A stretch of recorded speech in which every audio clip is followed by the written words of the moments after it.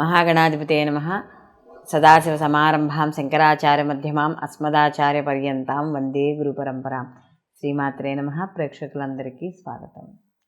పక్ష ఫలితాలు 16/2/2024 నుండి 29/2/2024 వరకు గల పక్ష ఫలితాలని నవగ్రహ సంచారాలను అనుసరించి ద్వాదశ రాశుల వారికి శుభాశుభ ఫలితాలు ఏ విధంగా ఉంటాయి అనే విషయాన్ని మనం తెలుసుకుందాం. ముందుగా గ్రహస్థితి కానీ చూసుకుంటే మేషరాశిలో గురువు యొక్క సంచారము, అలాగే కన్యారాశిలో కేతువు యొక్క సంచారము, మనకి మకర రాశిలో శుక్ర బుధ అలాగే కుజ గ్రహాల యొక్క సంచారం.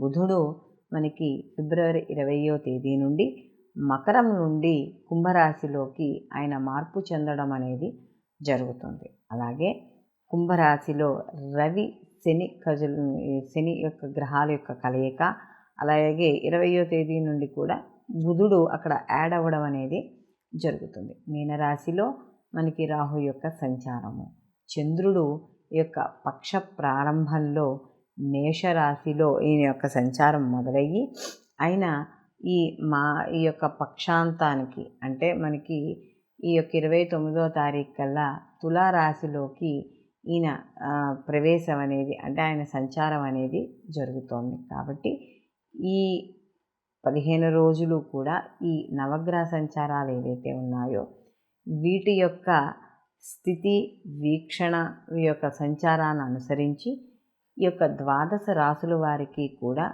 వారికి యొక్క శుభాశుభ ఫలితాలు అనేది ఉండడం అనేది జరుగుతుంది. కాబట్టి అసలు ఈ ద్వాదశ రాశుల వారికి ఎలా ఉండబోతోంది అనే విషయాన్ని ఇప్పుడు మనం తెలుసుకుందాం.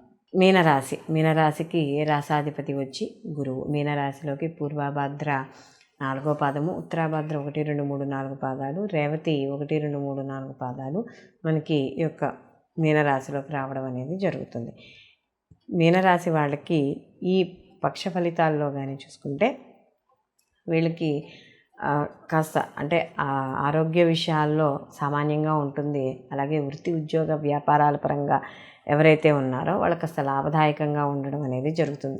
ఇందులో ముఖ్యంగా ఈ యొక్క లాభస్థానంలో కుజుని యొక్క సంచారము, అలాగే ఈ యొక్క శుక్రుడి యొక్క సంచారము ఇవన్నీ కూడా కాస్త శుభ ఫలితాలను ఇవ్వడం, అలాగే బంధువుల్ని మిత్రుల్ని కలుసుకోవడం, సమాజపరంగా కీర్తి గౌరవాలు ఇలాంటివన్నీ కూడా పెరగడం అనేది జరుగుతుంది. అలాగే ఈ యొక్క అంటే ఈ ధనపరంగా ఏదైతే వృద్ధి కోరుకుంటున్నారో అది తప్పనిసరిగా వెళ్ళడం, విందు వినోదాల్లో పాల్గొనడం అనేది కూడా జరుగుతుంది. అలాగే ఈ యొక్క ఎవరైతే కుజుడికి సంబంధించిన వ్యాపారాలు చేస్తున్నారో వాళ్ళందరికీ కూడా అనుకూలంగా ఉండడం అనేది జరుగుతోంది. అయితే ఇక్కడ ముఖ్యంగా కానీ మనం చూసుకున్నప్పుడు ఎవరైతే ఈ పోలీసు శాఖ లేకపోతే సైన్య ఆర్మీ ఇలాంటి వాటిలో చేస్తున్నారో వాళ్ళకు కూడా ఏవైనా అనుకూలమైన ఫలితాలు అంటే అనుకూలమైనవి అంటే వాళ్ళు ఏవైనా ఒక లివ్ శాంక్షన్స్ కానీ వాటి కోసం కానీ అలా చూస్తున్న వాళ్ళకి, లేకపోతే మొత్తం మీద వాళ్ళకు కూడా ఇంట్లో ఒక మంచి వాతావరణం ఏర్పడడం ఇలాంటివన్నీ కూడా జరుగుతూ ఉండడం అనేది కనబడుతూ ఉంటుంది. అలాగే ఈ యొక్క సిమెంట్ వ్యాపారస్తులు, పనిముట్లు ఇలాంటి వ్యాపారాలు చేసే వాళ్ళకి, అందులో పనిచేసే కార్మికులకు కావచ్చు, వీళ్ళందరికీ కూడా అనుకూలంగా ఉండడం అనేది జరుగుతుంది. పెద్ద పెద్ద ఫ్యాక్టరీలు కావచ్చు, పారిశ్రామికవేత్తలకి వాళ్ళకి కూడా అనుకూలంగా ఉంటాయి. అలాగే వీళ్ళకి ఎప్పుడైతే ఈ యొక్క కుజుడు కూడా లాభస్థానంలో ఉన్నాడో రియల్ ఎస్టేటు, మైనింగ్ ఇలాంటి వ్యాపారాలు చేసే వాళ్ళందరికీ కూడా అనుకూలమైన ఫలితాలు ఉండడం అనేది జరుగుతుంది. విద్యార్థులకు కూడా మంచి అవకాశాలు, మంచి కోర్సులు, మంచి ఉత్తీర్ణత సాధించడం అనేది జరుగుతుంది.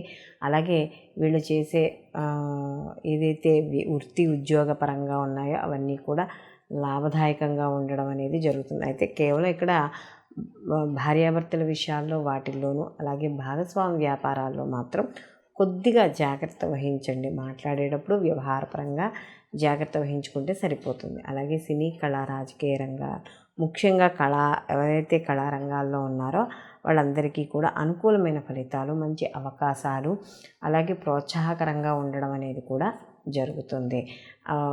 కొంత సంతానపరంగా వాటి పరంగా కూడా కొంత ఏవైనా చిన్న చిన్న ఉడుదుడుకులు అప్పుడప్పుడు ఉన్నా కూడా అది సెట్ అవ్వడం అనేది జరుగుతుంది.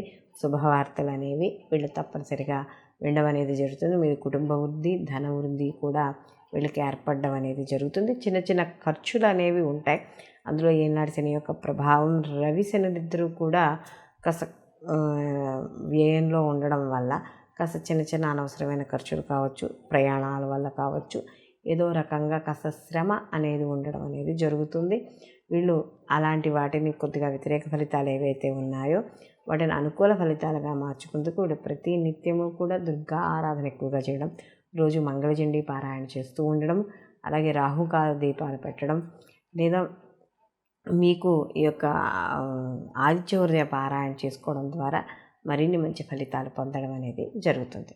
మనం ఇప్పుడు ఈ పక్ష ఫలితాల్లో భాగంగా 12 రాసుల వారికి, ఒక్క రాశి వారికి, ఒక్కొక్కరికి ఏ రాశి వాళ్ళకి ఏ విధంగా ఉంటుంది, వీళ్ళ వృత్తి, ఉద్యోగం, వ్యాపారం, వివాహం, సంతానం, అలాగే వీళ్ళ యొక్క మానసిక స్థితిగతులు కావచ్చు, లేకపోతే ఆర్థిక స్థితిగతులు కావచ్చు, వ్యాపారంలో జీవిత భాగస్వామ్యం, అలాగే భాగస్వామి వ్యాపారము, ఇలా మనం వీటి అన్నిటి గురించి కూడా మనం చర్చించుకోవడం అనేది జరిగింది. ఎందుకంటే ఈ 15 రోజులు అంటే ఈ పక్ష ఫలితాలు ఏవైతే ఉన్నాయో ఈ యొక్క సమయాన్ని అంటే ఈ 15 రోజుల సమయంలో కూడా ఏ రాశి వాళ్ళు ఎటువంటి ఫలితాలు పొందుతారు, ఎటువంటి పనులు చేయొచ్చు, ఎటువంటి పనులు చెయ్యకూడదు అనే విషయాన్ని మనం తెలుసుకోవడం అనేది జరుగుతుంది. అయితే ఇందులో ప్రత్యేకంగా ఏవైనా కొత్తగా పనులు చేపట్టాలి అంటే కొత్తగా ఏదైనా ఒక జీవితంలో ఒక మార్పు తెచ్చుకోవాలి,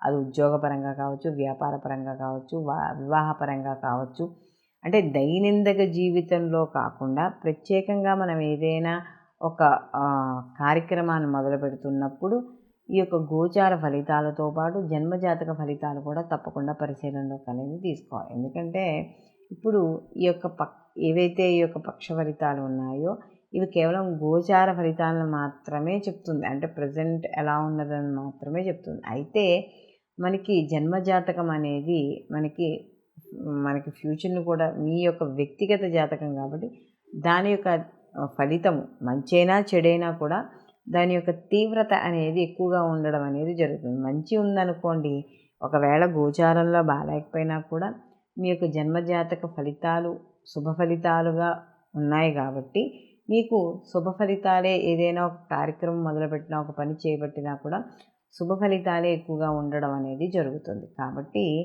మనం తప్పనిసరిగా గోచార ఫలితాలతో పాటు వ్యక్తిగత జాతక పరిశీలన కూడా చాలా అవసరం అనేది మనకి ఇక్కడ తెలుసుకోవాలి.